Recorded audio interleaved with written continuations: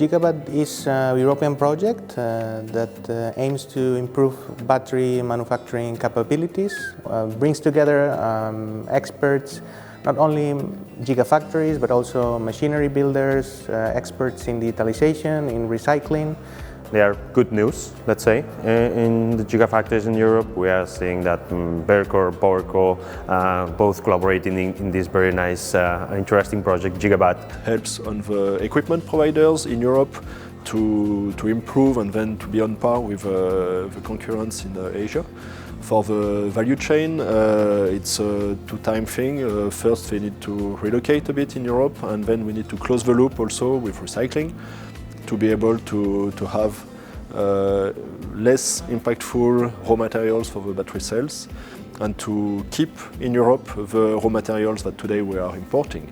And today we'll be discussing more on the different solutions that can be implemented to have a competitive edge on digitalization and also on the sustainability of the European gigafactories.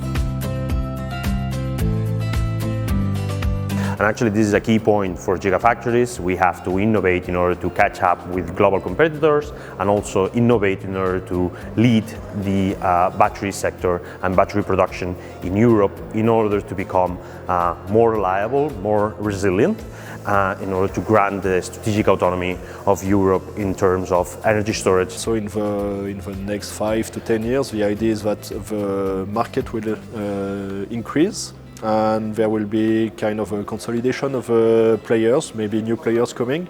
So even though we will probably still import some battery cells from China mainly, part of the market will also be provided by European players.